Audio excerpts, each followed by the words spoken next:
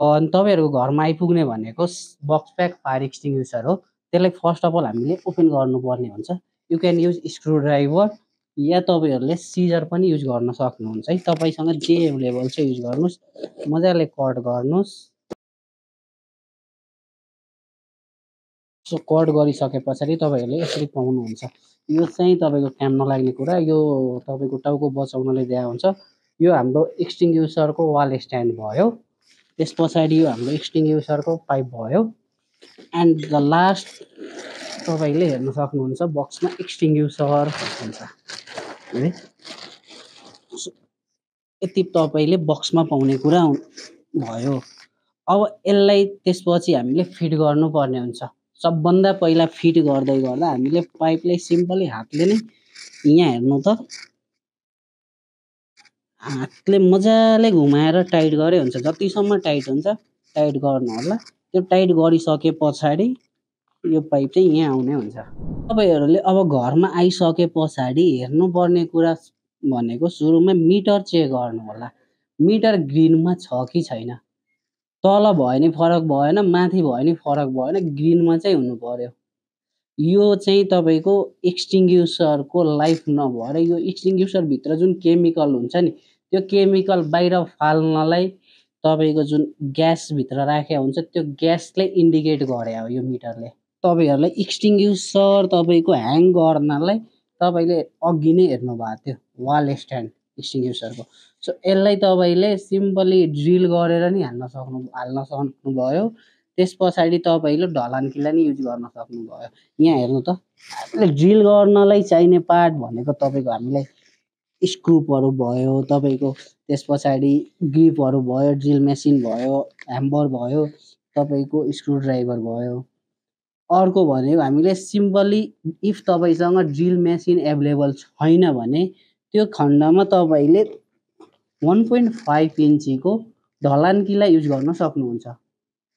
त्यसको लागि तपाईँले चाहिने भनेको 3टा पार्ट हो, ह्याम्बर, ढलान किल्ला र तपाईँको वाल स्ट्यान्ड जुन अलरेडी तपाईँको बक्समा एभाइलेबल हुन्छ। ओके, सो अब नेक्स्ट पार्ट भनेको तपाईँको ह्याङ कति हाइटमा गर्ने भन्ने कुरो। तपाईँले 1 फिट बेसभन्दा 1 फिट माथिदेखि म्याक्सिमम 5 फिटसम्म राख्न पाउनुहुन्छ। यो भनेको तपाईँको हाम्रो इन्टरनेसनल स्ट्यान्डर्ड हाइट हो। त्यस पछाडि तपाईँको एज पर रिक्वायरमेन्ट तलमाथि राख्न पाउनुभयो होइन। तर बेटर सजेसन भनेको तपाईँको बेसभन्दा 1 फिट छोडेर माथि 5 फिट म्याक्स हाइटसम्म राख्नु होला।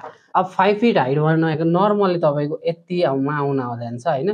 प्रोसेस भनेको हामीले ड्रिल गर्न सक्यौँ है। ड्रिल गर्नलाई फर्स्ट अफ अल हामीले मार्किङ गर्नुपर्ने हुन्छ। So you can use sign pen or pen, pencil, तपाईँसँग के एभाइलेबल छ होइन, मार्क गर्नु होला। सो त्यस पछाडि हामीले अब ड्रिल गर्दैछौँ।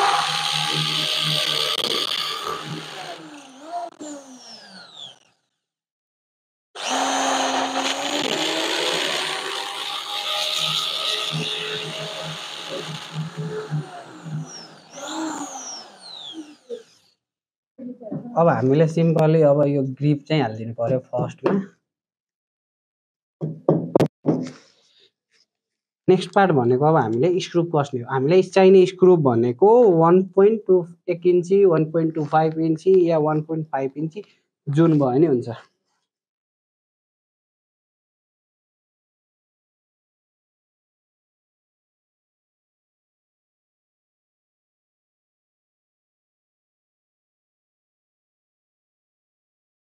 हेर्दा यो यति सानो छ, त्यत्रो लोड कसरी थाम्छ भन्ने तपाईँहरूको मनमा प्रश्न आउन सक्छ होइन।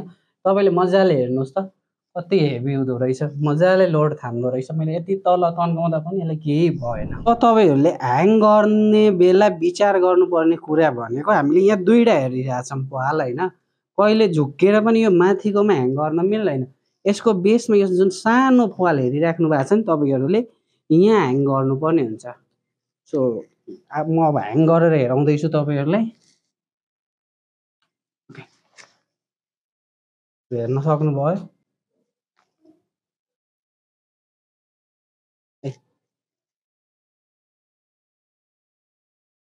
तपाईँहरूले अब यो एउटा स्टिकर कि बक्समा कि बिलसँग पाउनुहुन्छ। यो एक्सपाइरीको स्टिकर आएको हुन्छ होइन। त्यो स्टिकरलाई मजाले यसरी उकाउन पाउनुभयो। त्यसपछि यसो मिलाएर पेस्ट गरिदिनु होला। अहिलेसम्म त भयो कसरी इन्स्टल गर्ने भन्ने कुरो होइन। त्यस पछाडि अब तपाईँको ह्याङ भइसकेको सिलिन्डरलाई कसरी युज गर्ने कुरा अब भन्दैछौँ। यसलाई सिम्पली तपाईँको बेसबाट र ह्यान्डल समाएर माथि उचाल्नुहोस्, इजिली निस्किन्छ। त्यस पछाडि तपाईँको PASS पास सिस्टम हुन्छ। पी भने पुल द पिन है, यो पिन निकाल्नु हुने हो तपाईँको। त्यसको लागि स्टेप 1 मा तपाईँको यो सिल भाँच्नु पर्ने हुन्छ। यो माथि तान्दा निस्क्यो। त्यस पछाडि तपाईँको पिन बाहिर आयो। पी भने पुल द पिनको पार्ट भयो होइन। त्यसपछि ए भने एम द बेस। अब बेस एम गर्ने। त्यस पछाडि स्क्विज भने ह्यान्डल थिच्ने हो र एक्सप्रेस साइड बाई साइड बिस्तारै पाइप हलाउँदै ह्यान्डल थिच्नु पर्ने हुन्छ।